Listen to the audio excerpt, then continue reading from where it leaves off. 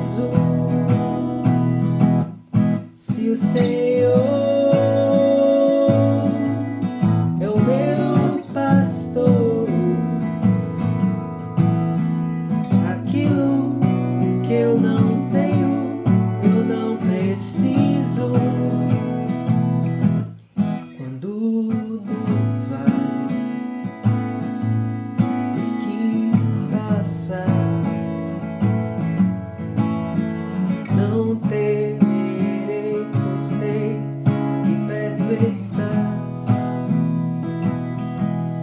Se a morte me é sombra, a tua graça me acolherá. Misericórdia, compaixão, todos os dias me acompanharão, e para sempre morarei na eternidade onde estás. Se o Senhor é o meu pastor,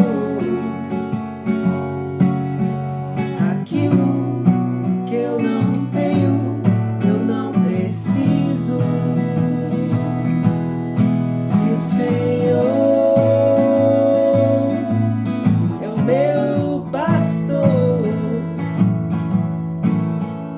aquilo que eu não tenho, eu não preciso. Igreja.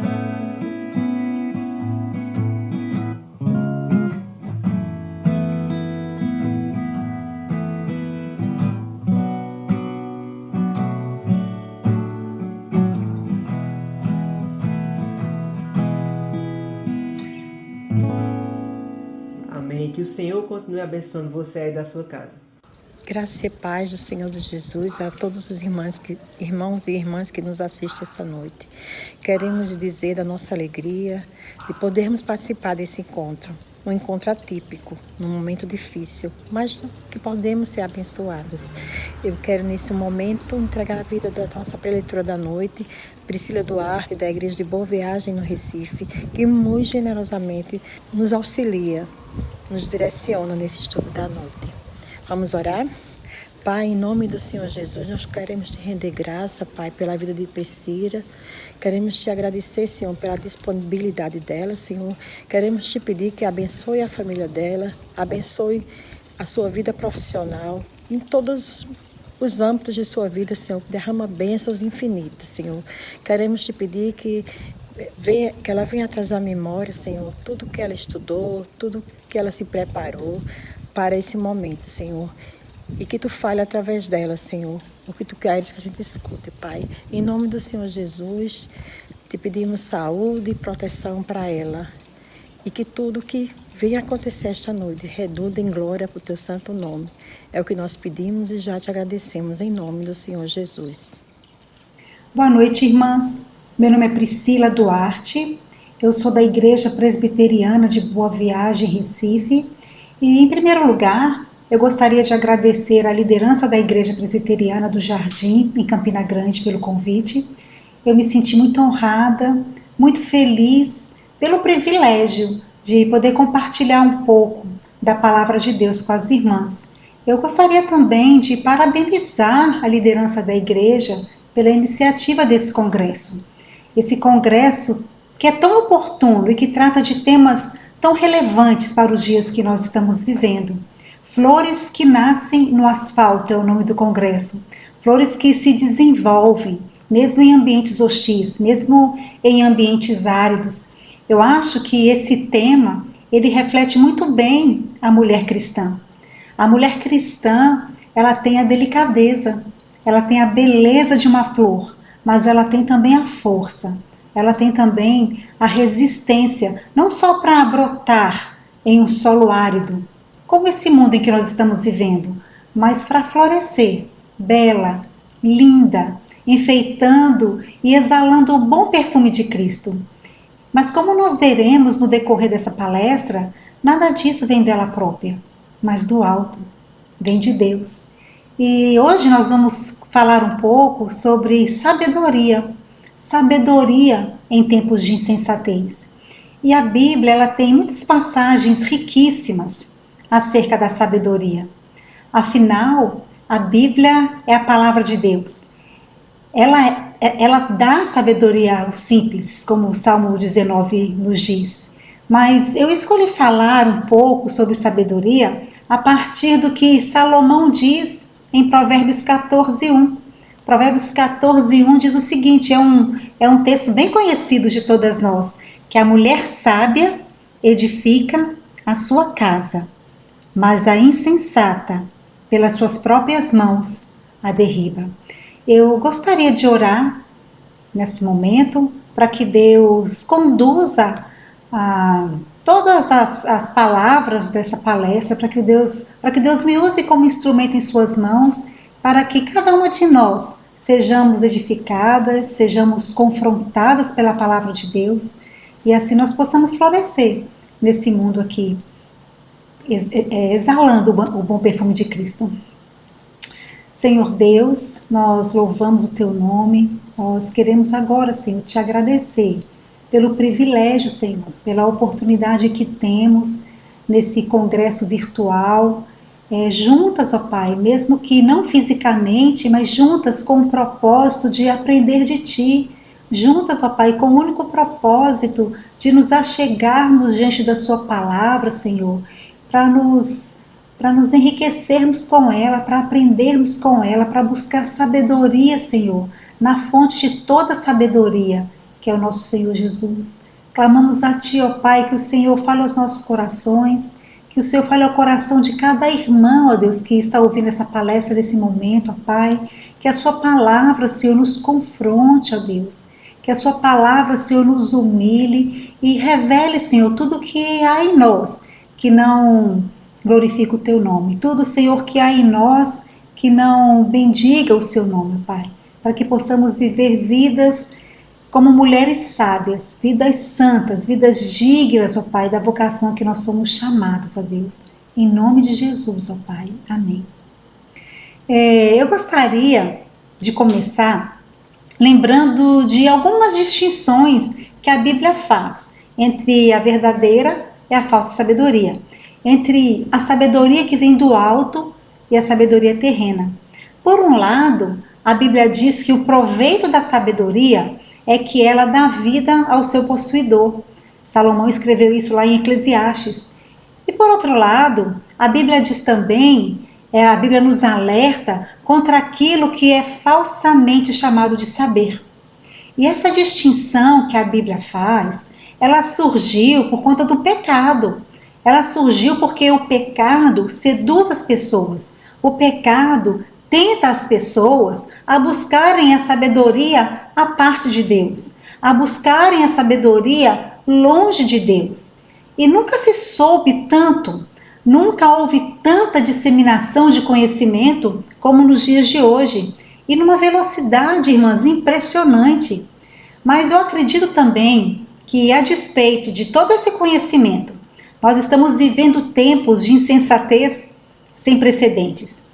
E Paulo descreve isso muito bem no versículo 25 do capítulo 1 de Romanos. Ele diz, pois eles mudaram a verdade de Deus em mentira, adorando e servindo a criatura em lugar do Criador.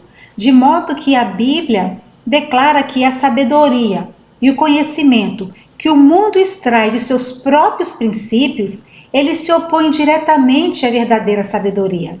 Porque eles tiram o Senhor do centro, eles tiram Deus do centro, eles trocam a verdade de Deus, eles transformam a verdade de Deus em mentiras. E eles deixam de adorar a Deus e passam a adorar a criatura no lugar do Criador.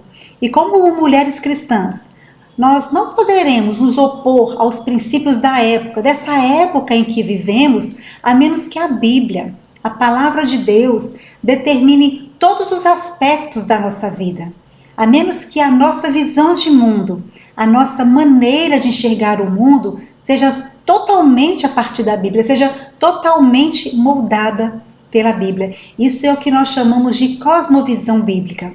E uma cosmovisão bíblica, uma cosmovisão cristã, ela começa com a submissão da nossa mente, com a submissão da nossa mente ao Senhor do Universo, o nosso Criador.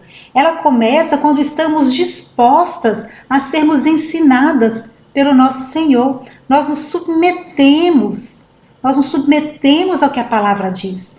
Nós nos submetemos a sermos ensinadas pelo que o nosso Senhor Jesus revela em sua palavra. E a nossa cosmovisão, ela tem de ser um compromisso com o que a Bíblia diz. Amarás o Senhor teu Deus de todo o teu coração, de toda a tua alma, de todas as tuas forças e de todo o teu entendimento. A cosmovisão, ela tem a ver com todos os aspectos da nossa vida, não apenas com uma parte da nossa vida, mas o Evangelho, a nossa visão de mundo a partir das Escrituras, ela tem a ver com a nossa vida por completo. A partir do momento que o Senhor nos alcançou, que o Senhor nos transformou, que Ele nos deu nova vida, que Ele nos fez novas criaturas. Paulo fala lá em Romanos que nós não somos mais escravos do pecado, mas nós obedecemos com vontade, de coração, a justiça. Então, a partir do momento que o Evangelho entra na nossa vida, ele nos muda por completo. Ele não muda apenas uma parte da nossa vida, mas ele nos muda por completo. Então, a cosmovisão, a nossa visão de mundo, ela afeta a maneira como nós interpretamos todos os fatos da nossa vida. E é por isso que a condição crucial para adquirirmos a sabedoria é o crescimento espiritual. É pedindo a Deus a graça de levar cativo todo pensamento à obediência de Cristo. Nós estamos no mundo caído, nós estamos no mundo quebrado e nós estamos envolvidas, estamos rodeadas pelos pensamentos seculares, pelas filosofias, as ideologias e muitas vezes, de maneira inconsciente, todo esse pensamento, toda essa cosmovisão secular, ela reflete nas nossas ações. Ela reflete nas nossas escolhas, na nossa maneira de pensar. E quando nos damos conta, nós estamos agindo da mesma maneira que as mulheres que não conhecem o Senhor agem. Nós estamos valorizando as mesmas coisas que elas valorizam. E Salomão, em Provérbios 9:10, ele diz que o temor do Senhor é o princípio da sabedoria e o conhecimento do santo é prudência. E como mulheres cristãs, nós precisamos de sabedoria para enfrentar os desafios aos quais nós somos submetidas todos os dias. Não somente dando conta de vencer, de superar esses desafios, mas sobretudo agradando a Deus em todas as áreas da nossa vida. Nós precisamos de sabedoria para sermos boas donas de casa no mundo que luta contra nós, no mundo que acha que ser dona de casa é um serviço de menor importância, é um serviço inferior. Nós precisamos de sabedoria para sabermos ser solteiras quando nós não desejamos ser solteiras. Nós precisamos de sabedoria para vivermos vidas piedosas numa cultura de liberdade sem limites, numa cultura onde os valores são relativizados. Precisamos de sabedoria para viver biblicamente, fazendo escolhas bíblicas. Quando vivemos imersas numa cultura com tantos ismos, que são ideologias, marxismo, darwinismo, materialismo, relativismo, sobretudo uma cultura que é imersa no feminismo. E assim como nós vimos que há essa distinção entre a sabedoria de Deus e a sabedoria terrena, Provérbios também ele faz uma distinção entre a mulher sábia e a mulher insensata. Salomão diz em Provérbios que a mulher sábia ela edifica a sua casa, mas a insensata com as próprias mãos a derriba. Salomão também nos mostra como uma mulher sábia edifica sua casa e associa a sabedoria dessa mulher virtuosa de Provérbios 31 ao temor do Senhor. A mulher sábia é aquela que vive de maneira sábia. É a mulher que orienta tudo em sua vida de acordo com Deus, não de acordo com os seus desejos, não de acordo com as suas vontades, dos seus próprios pensamentos, do que ela quer fazer, a revelia. Não, mas a mulher sábia é aquela mulher que é centralizada em Deus. Ela não é centralizada em si mesma. Ela não corre atrás de satisfazer o seu ego, de satisfazer as suas vontades, mas de satisfazer a vontade do Senhor. Quando nós nos orientamos de acordo com Deus, os nossos gostos, os nossos interesses, os nossos valores, as nossas escolhas elas mudam. Nós passamos a amar cada vez mais aquilo que Deus ama. E também passamos a odiar aquilo que Deus odeia. Porque não se trata mais de nós mesmas, mas de Cristo em nós. A sabedoria vem do temor do Senhor. E Matthew Henry diz que para adquirir todo conhecimento útil é extremamente necessário que temamos a Deus. Nós não somos qualificados para nos beneficiar das instruções que nos são dadas, a menos que nossas mentes sejam possuídas por uma reverência por Deus e que cada pensamento em nós seja levado cativo à obediência a Ele. Cada pensamento em nós, irmãs, tem que ser levado cativo à obediência do nosso Senhor, do nosso Salvador, do nosso Criador. E Provérbios 9 fala de 2 banquetes, fala de 2 convites. O convite da sabedoria e o convite da mulher loucura. E a mulher sábia é aquela que aceitou o convite da sabedoria, que está escrito lá em Provérbios 9, de 1 a 12. A sabedoria edificou a sua casa. E a palavra sabedoria nesse texto, no original, ela está no plural, é sabedorias, pois em Cristo estão escondidos todos os tesouros da sabedoria e do conhecimento. E na sua missão, na missão de Cristo, na missão do nosso Senhor, do nosso Redentor, é manifestada a multiforme sabedoria de Deus. Esse texto trata da personificação de Cristo em sabedoria. Cristo é a sabedoria. E não era qualquer casa que a sabedoria construiu, mas era uma casa grande, uma casa majestosa. E essa casa, ela era sustentada por 7 colunas, dando a ela não somente firmeza, não somente fazendo com que ela fosse inabalável, firme, mas dando a ela também um aspecto de imponência, um aspecto de majestade. E a sabedoria, o texto nos diz que ela mesma preparou o banquete, ela mesma, com todo zelo, com todo esmero, ela matou os animais, ela preparou o banquete, ela misturou o vinho para deixá-lo mais agradável, mais aromático, ela arrumou a mesa, ela preparou todo o cenário, ela preparou todas as coisas para os seus convidados. E a Bíblia diz que ela mesma fez essas coisas, sem ninguém ajudá-la, ela mesma fez todas essas coisas, ela não pediu para ninguém. Isso aponta para o que Cristo fez por nós. Isso indica o amor de Cristo, que se tornou para nós, da parte de Deus, sabedoria e justiça e santificação e redenção. A mulher sábia, irmãs, é aquela que não se conforma com este século, mas é aquela que é transformada pela renovação da sua mente. Como Paulo nos exorta em Romanos 12, nós precisamos ser transformadas não apenas no nosso comportamento externo, mas a forma que sentimos, o que pensamos, a nossa mente, ela deve ser transformada pela palavra de Deus. E a mulher sábia, ela sabe que a Bíblia é suficiente para responder todas as questões da sua vida. Muito embora não encontremos respostas diretas para cada situação em particular, por exemplo, com quem devemos nos casar, se devemos namorar com Paulo ou com Ricardo, com quem nós devemos fazer amizades, o carro que nós devemos comprar, o apartamento que nós devemos alugar. A Bíblia não tem respostas diretas para a faculdade que devemos fazer, qual curso nós devemos escolher, onde nós devemos trabalhar. Mas se nós nos debruçarmos na palavra, se a palavra de Deus habitar ricamente em nosso coração, ela vai nos moldar. Ela vai moldar o nosso entendimento sobre todas as coisas na vida.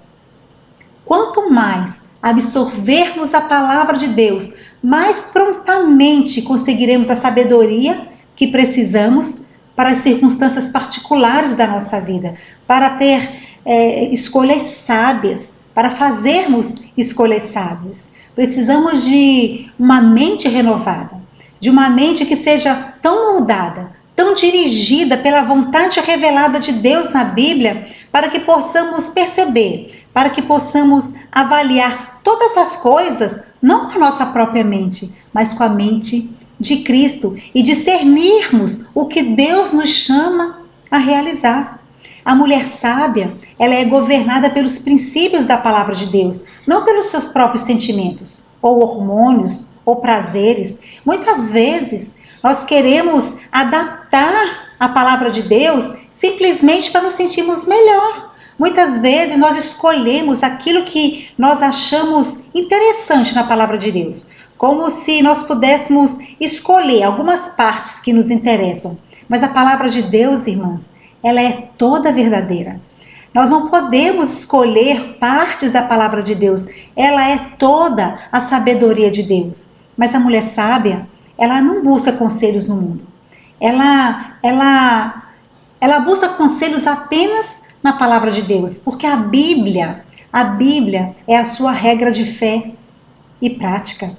Nada mais vai interferir na sua decisão. Nada mais além da Bíblia vai moldar o seu comportamento. Só a palavra de Deus vai ditar o que ela deve fazer em todas as circunstâncias da sua vida. Ela encontra na Bíblia resposta para todas as circunstâncias da sua vida.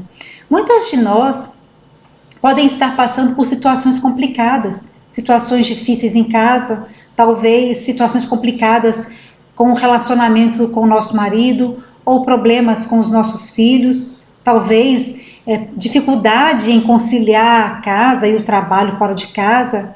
E quantas de nós já não ouvimos conselhos assim? Ah, mas você não precisa aguentar um casamento ruim. A solução é simples, separe-se de seu marido e vai ser feliz.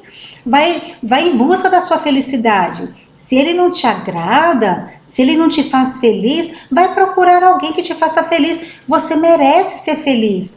Ou então, quando estamos lutando com nossos filhos, não é? Quando estamos tendo trabalho com nossos filhos ainda pequenos, muitas vezes abrindo mão de coisas da nossa vida em função dos nossos filhos. E quantas vezes nós ouvimos conselhos assim: você não precisa ficar à disposição dos seus filhos. Você não precisa mudar toda a sua vida em função dos seus filhos. Afinal de contas, os filhos passam. Os filhos vão viver a vida deles, mas o emprego fica. Não abra mão da sua carreira por causa da sua família. Primeiro é a carreira.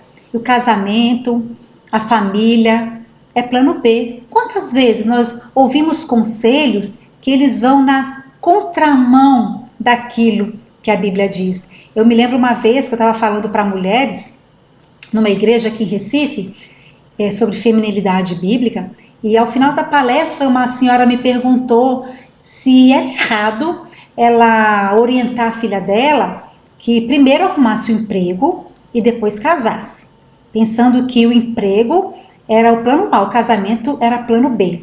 E aí eu respondi para ela me pegou de surpresa, mas aí eu respondi para ela: irmã, a confiança da sua filha não deve estar nem no marido dela, nem no emprego dela. A confiança da sua filha deve estar em Deus. É Deus que dá o marido, se Ele quiser. É Deus que provê o emprego, se Ele também quiser. A nossa confiança ela não deve estar em nada além de Deus.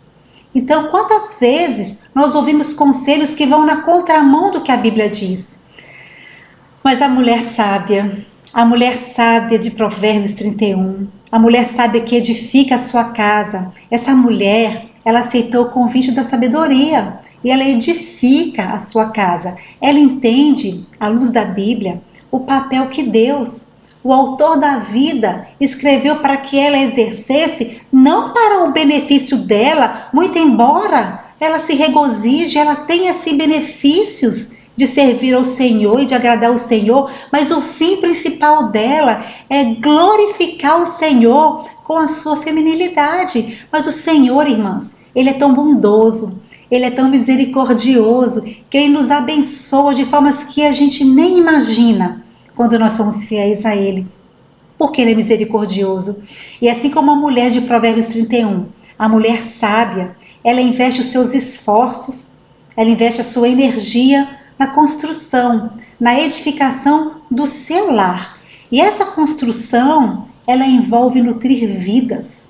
Essa construção envolve vidas, envolve almas, pessoas, relacionamentos. E nós somos instruídas por Paulo, em Tito 2, dentre tantas outras coisas que ele coloca ali naquele texto, a sermos boas donas de casa. Não parece muito evidente para nós, à primeira vista, junto com tantas outras características bondosas, sensatas, honestas, amarem os seus maridos, amarem os seus filhos, não parece muito evidente para nós como o cuidado da casa pode ser tão significativo no panorama geral do Evangelho, a ponto de Paulo colocar esse ponto ali em Tito 2. O cuidado com a casa é simplesmente o conjunto de tarefas que mantém uma casa funcionando. E essas tarefas são essas tarefas de uma boa dona de casa. Isso não significa que ela tenha de fazer tudo sozinha. Isso não significa que essa mulher ela tem de fazer tudo com as próprias mãos. Mas como a mulher virtuosa de Provérbios 31, a mulher ela está atenta ao bom andamento da sua casa. Ela está ligada nas coisas que acontecem na casa dela. E como é difícil a gente falar sobre isso no mundo que não valoriza o trabalho da dona de casa, não valoriza o trabalho doméstico. No mundo que o trabalho doméstico ele é tido como um trabalho inferior, como um trabalho secundário. Mas Deus não pensa assim. Muito pelo contrário, Ele nos exorta a sermos boas donas de casa. Ser boa dona de casa, irmãs, é ser uma guardiã do lar. Edificar a casa é ser uma guardiã do lar, é prover refúgio para que uma família floresça, é prover um refúgio para que a sua família floresça. O lar não é apenas uma casa, por mais linda que seja, por mais equipada que ela seja, com os móveis de última geração, com todos os eletrodomésticos possíveis. Não, um lar, ele é formado por relacionamentos. Um lar é formado por relacionamentos que são nutridos ali dentro, que são nutridos ali e no conforto que nós ali dentro daquele lar oferecemos um ao outro. O conforto que nós recebemos do próprio Deus, que é o Pai da compaixão, e compartilhamos esse conforto que recebemos do nosso Pai uns com os outros. O lar, irmãs, é uma amostra, é uma amostrinha do refúgio eterno que aguarda por nós quando Jesus voltar, quando nós nos encontrarmos com o nosso Senhor. E o nosso lar, ele deve apontar para essa verdade eterna, que Jesus foi preparar uma casa para nós. Jesus foi preparar um lar para nós. E ele disse isso aos seus discípulos em João 14. Na casa de meu Pai há muitas moradas. Eu vou preparar-vos lugar. E é interessante quando a gente vai pensar no contexto que Jesus disse isso para os seus discípulos. Os discípulos estavam com o coração turbados. Os discípulos estavam preocupados porque eles sabiam que estava chegando o tempo de Jesus morrer. Eles sabiam que estava chegando o tempo de Jesus cumprir a sua missão ali. O que seria daqueles discípulos? Depois de 3 anos andando com Jesus, quem iria cuidar deles? Quem iria instruí-los? Quem iria estar ali com eles, encorajá-los? E Jesus, ele sabia que os discípulos estavam com o coração turbados, e Jesus falou para os seus discípulos: não se turbe o vosso coração, credes em Deus, crede também em mim. Na casa de meu Pai há muitas moradas, eu vou preparar-vos lugar. E Jesus foi preparar esse lugar para nós. E a nossa casa aqui na terra, ela deve ser um vislumbre, ainda que bem ofuscado, desse lar celestial. E a mulher sábia, ela edifica a sua casa para fazer dela um refúgio. Esse refúgio que Jesus falou para os discípulos que estava preparando para eles, porque eles estavam turbados, preocupados. A mulher sábia, ela prepara também um refúgio.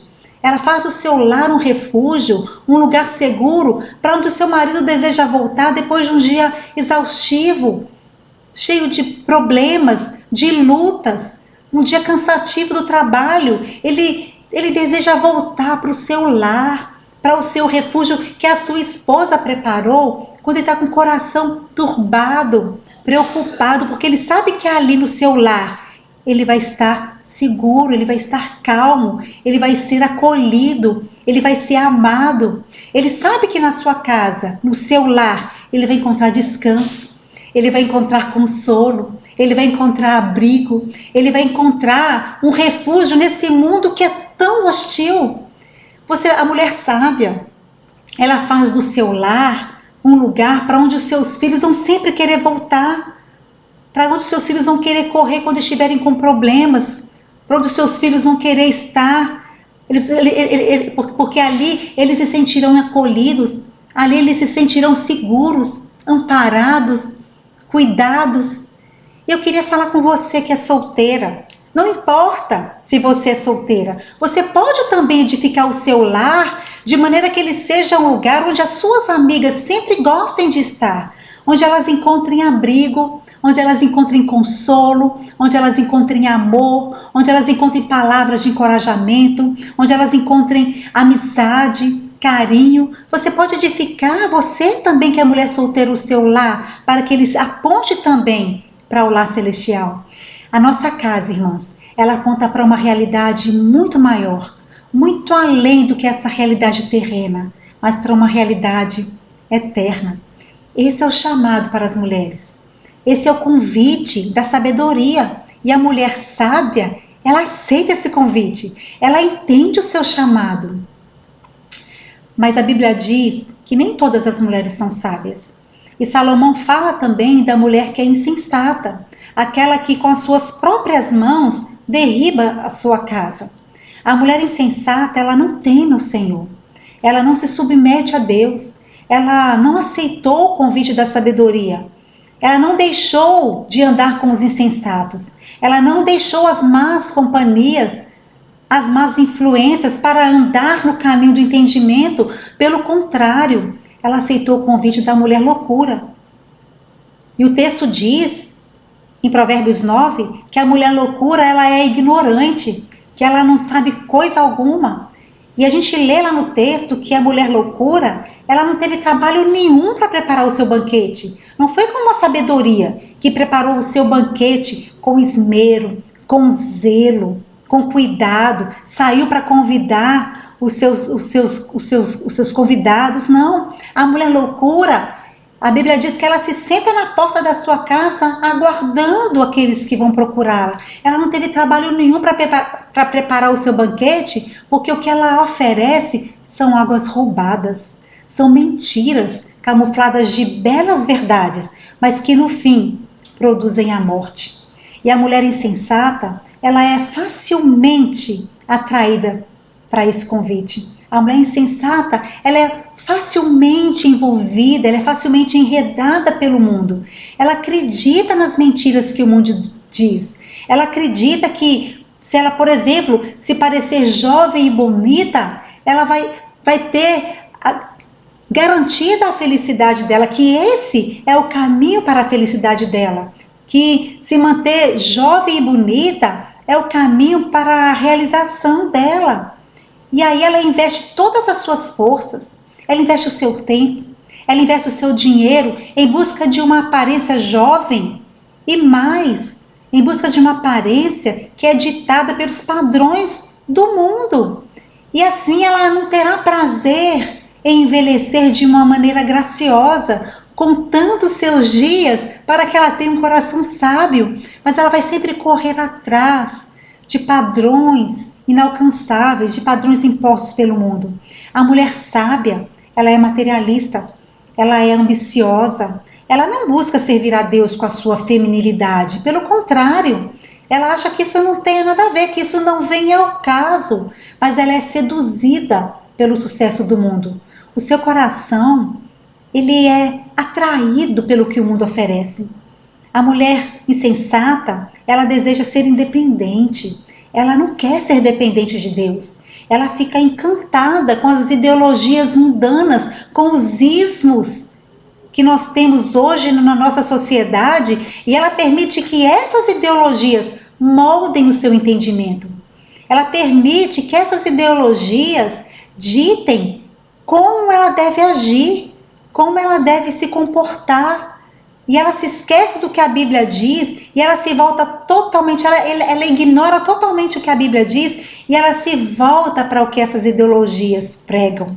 E elas vivem por essas ideologias, andando de acordo com o que essas ideologias querem que elas façam.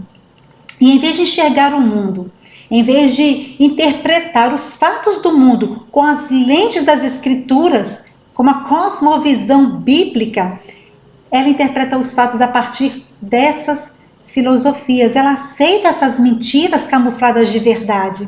E ela vive como se essas mentiras fossem verdade. A mulher insensata, ela vive escravizada pelas suas emoções. E ela insiste em realizar os seus próprios desejos, certas de que o seu modo de pensar é sempre o correto. Ela não confronta a sua maneira de pensar com o que a Bíblia diz, mas ela procura pensar de maneira que todo mundo pensa. Ela procura pensar da forma que o mundo pensa. E a mulher insensata, ela é orgulhosa, ela é escarnecedora, ela se recusa a andar no caminho do entendimento, ela se recusa a andar no caminho de Deus. Ela mantém aquele pecado secreto, aquele relacionamento pecaminoso, aquele mau hábito, sendo sempre complacente com ela mesma, achando que ela merece fazer aquelas coisas, achando que ela merece ser feliz da forma que ela escolheu ser feliz, da forma que ela escolheu ser feliz. Ela é conformada com uma vida cristã medíocre, ela não se interessa em crescer no conhecimento da palavra, muito pelo contrário, ela duvida das Escrituras. Ela procura contextualizar as Escrituras. Ela não aceita as Escrituras como suficiente para a vida dela. Ela não compreende que não há meio termo. Ela não entende que não tem como ficar em cima do muro, que não há terreno neutro quando se trata de ouvir o conselho de Deus e o conselho do diabo. Não há, irmãs, não há conselho neutro, não há terreno neutro. Ou nós ouvimos o conselho de Deus, ou nós ouvimos o conselho do diabo. O que não for conselho de Deus, irmãs, é o conselho do diabo. Não tem como ficar em cima do muro. Ou você está com Deus, ou você está com o diabo. Salomão diz que a mulher insensata, ela derriba a sua casa com as próprias mãos. E derribar é demolir, destruir, é quebrar, arruinar, é lançar ao chão. Então, ao contrário da mulher sábia que edifica, a insensata destrói.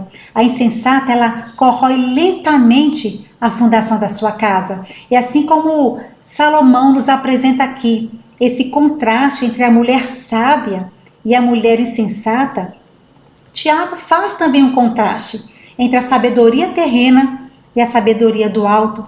No versículo 13 do capítulo 3, Tiago pergunta: quem entre vós é sábio e inteligente? Mostre as suas obras em mansidão de sabedoria, mediante condigno proceder. E algumas versões trazem: mostre as suas obras em humildade de sabedoria, de forma que, se somos centradas em nós mesmas, se buscamos os nossos próprios interesses, se somos invejosas, descontentes, cobiçosas, arrogantes, orgulhosas, não nos submetendo à palavra de Deus, mas agindo de acordo com o nosso pensamento, fazendo as coisas do nosso jeito, a nossa sabedoria é terrena. Tudo passa, irmãs, no crivo de nos submetermos totalmente à palavra de Deus, submetermos totalmente à vontade de Deus. Não adianta estudar a sabedoria. Não basta entender apenas o conceito da sabedoria, não basta ler livros sobre a sabedoria, nem mesmo a Bíblia. Se não colocamos a sabedoria em prática, ela não vai se tornar um hábito na nossa vida. Nós não seremos sábias. Eu me lembro lá de Efésios do despojar e revestir, de nós nos despojarmos dos nossos velhos hábitos e nos revestirmos de boas obras. E o que Tiago está dizendo aqui é que eu quero que você me mostre a sabedoria. Eu quero que você me mostre as obras da sabedoria pelo seu procedimento, pelo seu bom procedimento, pelas suas boas obras. E ao contrário da sabedoria terrena, Tiago traz aqui para a gente 7 características da sabedoria do alto. Ele diz que a sabedoria do alto é pura, ela não tem nenhum defeito moral. E não somente pura, ela é santa, porque ela vem do alto. Não é a nossa sabedoria, mas é a sabedoria de Deus. É a sabedoria de um Deus que é santo. E a sabedoria de Deus, ela nos conduz a uma vida de santidade. Enquanto a sabedoria terrena nos conduz à amizade com o mundo, que é inimizade contra Deus. Em segundo lugar, Tiago diz que a sabedoria do alto é pacífica. Ela não leva à competição, ela não leva à rivalidade ou à guerra, mas a sabedoria do alto, ela nos conduz à paz, ela é pacificadora. Em terceiro lugar, Tiago diz que a sabedoria do alto é indulgente, ela é moderada, ela é suave, ela trata com ternura. É uma sabedoria que fala a verdade em amor, ela é gentil, sem ser fraca. É como a flor que nasce no asfalto, ela é suave, ela é delicada, mas ela é firme, ela é forte, ela é resistente. Em quarto lugar, a sabedoria do alto é tratável, ela é de fácil persuasão, ela está disposta a ceder, ela está disposta a ser persuadida pela verdade, mesmo que o mundo todo pense diferente. Mesmo que eu pense determinada coisa há muitos anos, achando que aquilo é uma verdade, mas quando alguém me mostra a luz da palavra que eu estou errada, eu sou facilmente persuadida pela palavra de Deus e mudo o meu pensamento. Em quinto lugar, a sabedoria de Deus, ela é plena de misericórdia e bons frutos. Ela lança o coração na miséria do outro. Ela lança o coração na dor do outro de maneira prática. Em sexto lugar, a sabedoria do alto, ela é imparcial. Ela julga de acordo com a verdade. Ela não julga de acordo com as suas preferências ou conveniências, mas julga de acordo com a verdade. Em sétimo lugar, em último lugar, Tiago nos diz que a sabedoria do alto, ela é sem fingimento. Ela não é hipócrita. Não é como um ator que representa um papel diferente ao da sua vida real. Não, ela é autêntica, ela não usa máscaras. Como vimos aqui, irmãs, nessas 7 características que Tiago enumera sobre a sabedoria, Jonas Madureira, quando expõe esse texto, ele nos lembra que nós só poderemos exercer cada uma dessas características. Nós não conseguiremos praticar nenhuma dessas características sem humildade. Nós só conseguiremos exercer essas características da sabedoria que vem do alto se nós somos humildes. Porque sem humildade, nós não conseguimos ver a pureza, a santidade da sabedoria que vem do alto e reconhecer que a palavra de Deus é suficiente para moldar e para dirigir todos os aspectos da nossa vida e não a nossa própria vontade, e não as ideologias que nos cercam. Sem humildade, irmãs, nós vamos querer viver sempre em guerra. Nós não vamos procurar a paz, mas nós vamos querer fazer valer as nossas ideias, os nossos interesses. Nós vamos querer estar certas. Sem humildade, irmãs, nós não seremos gentis. Nós não poderemos responder de maneira branda, mas sempre responderemos com palavras duras.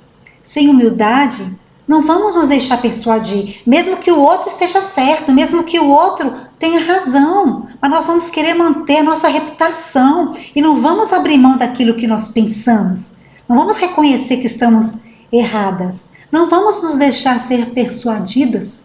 Sem humildade, nós não seremos misericordiosas, nos colocando no lugar do outro e muitas vezes até nos rebaixando, por assim dizer, para atender às necessidades do outro. Sem humildade, não poderemos agir com imparcialidade, mas de acordo apenas com os nossos próprios interesses. Sem humildade, não seremos autênticas, não seremos sem fingimento, mas vamos querer viver uma vida diferente da nossa. Nós vamos querer desempenhar não o papel que Deus determinou para nós, mulheres, revelado em sua palavra, mas vamos querer desempenhar a vida que o mundo insiste que nós devemos viver, com os seus conceitos e com os seus valores tão distorcidos pelo pecado. Tiago, assim como Salomão em Provérbios 9, quando fala do convite da sabedoria, está falando de Jesus. Jesus, irmãs, é essa sabedoria que veio do alto. E Paulo nos diz em Filipenses 2,5, tende em vós o mesmo sentimento que houve em Cristo Jesus, a mesma atitude que Jesus teve. Jesus se humilhou, ele não se agarrou ao fato de ser Deus, antes ele se humilhou, tornando-se homem para se tornar servo, o servo sofredor. Ah, minhas irmãs, por nós mesmas, na força do nosso próprio braço, nós jamais teremos a sabedoria do alto, mas Jesus, que é a própria sabedoria, ele se encarnou, ele se tornou homem para vir a esse mundo, para morrer pelos nossos pecados, pelos meus pecados, pelos seus pecados. E ele ressuscitou, e ele nos uniu a ele, e nos fez um só corpo com ele. Como podemos, minhas irmãs, dar ouvidos a uma sabedoria que é terrena, a uma sabedoria que é cheia de valores terrenos, cheia de inveja, de mentira, se o nosso Deus é Jesus Cristo, se o nosso Deus é a sabedoria que veio do alto? Será que amamos o nosso Senhor de todo o nosso coração, com todo o nosso entendimento, com toda a nossa alma, para desejá-lo acima de todas as coisas, para desejar o que ele deseja, para querer ser como ele, para pensar como ele pensa, para agir como ele age, para agir como ele age, para agir a ponto de nos humilharmos para servi-lo, para honrá-lo, não para servirmos a nós mesmas, mas para servirmos ao nosso Senhor. Será que nós o amamos a ponto de cumprir fielmente o chamado que ele deu a cada uma de nós mulheres, que é revelado em sua palavra, o chamado para sermos mestras do bem, para amarmos o nosso marido e os nossos filhos, para sermos sensatas, honestas, boas donas de casa, bondosas, sujeitas ao nosso marido, a fim de honrarmos a palavra de Deus, como Tito diz, no capítulo 2, o chamado para exercer, quer mulheres casadas ou solteiras, cada aspecto da nossa feminilidade, entendendo que não somos inferiores aos homens, pois assim como o homem, a mulher também foi criada à imagem de Deus, mas reconhecendo que somos sim diferentes e que essas diferenças elas ressaltam aspectos da história da redenção, a história de Cristo e sua igreja, para que a multiforme sabedoria de Deus seja revelada através da nossa vida, através da minha vida, através da sua vida. Irmãs, não se trata de nós. O Evangelho não é a respeito de nós, mas é a respeito de Cristo, o nosso Senhor. E exercer sabiamente, exercer fielmente os aspectos da nossa feminilidade tem reflexo não só aqui e agora, mas sobretudo na eternidade. Ai, irmãs, se nós pudéssemos ter a eternidade estampada nos nossos olhos o tempo todo, se os olhos, como Paulo ora lá em Efésios, se os olhos do nosso coração fossem iluminados para que soubéssemos qual é a esperança do nosso chamamento, para que soubéssemos qual é a riqueza da glória da nossa herança, nós jamais daríamos ouvidos ao convite da mulher loucura, mas nós correríamos para o banquete, que é a sabedoria que Jesus preparou para nós. Nós lembraríamos sempre de que estamos nesse mundo de passagem, que não somos daqui, que somos estrangeiras, somos peregrinas que caminham para Jerusalém Celestial, para nos encontrarmos com o nosso noivo, com o nosso Senhor e Salvador Jesus Cristo. A sabedoria terrena, ela não serve para nós, porque nós não somos daqui, nós não pertencemos a esse mundo. Que nós possamos orar como Paulo orou pelos crentes em Efésios 1,18, que nós possamos orar como Jonathan Edwards orava: Senhor, grave a eternidade nos meus olhos. Que o Senhor, irmãs, abençoe a sua vida, Que o Senhor abençoe a minha vida, para que nós, mulheres, possamos andar aqui nesse mundo, entendendo que estamos aqui de passagem, entendendo que todas as nossas atitudes, todos os nossos atos, todas as nossas escolhas, elas têm reflexos na eternidade. Que o Senhor nos abençoe para que possamos ser flores, flores belas, flores vistosas, flores que exalem o perfume de Cristo, mesmo nesse mundo que é tão árido, mesmo nesse mundo que é tão hostil. Que o Senhor nos dê força, nos dê graça para cada dia clamarmos a Ele por sabedoria, para que possamos honrá-lo todo instante com o nosso viver. Em nome de Jesus. Amém. Oi, gente. Foi um prazer ter vocês em mais um dia de conferência aqui da IP Jardim. Esperamos que vocês tenham sido muito abençoados. E nós queremos agora cantar com vocês uma canção do nosso querido João Manô, que é o Salmo 139.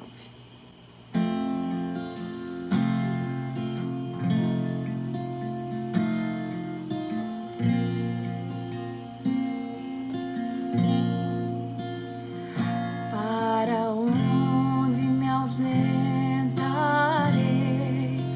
do teu Espírito? Ou da tua face, enfim, Senhor bendito? Se subir aos céus, lá tu estás.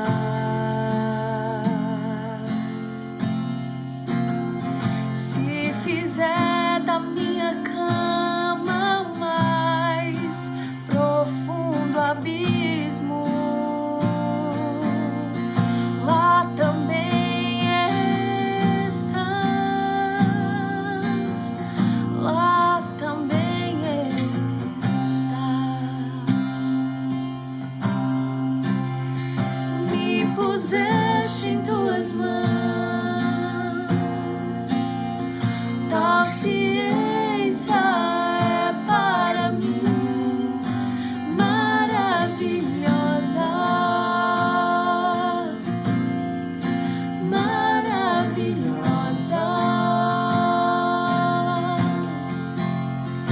E não há nada aqui que me arranque das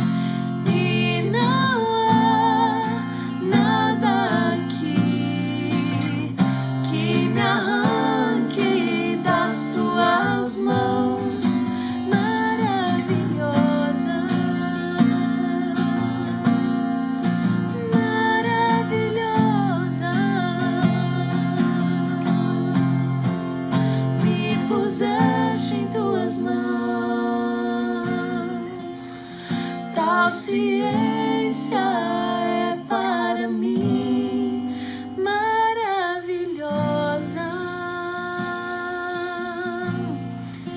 maravilhosa.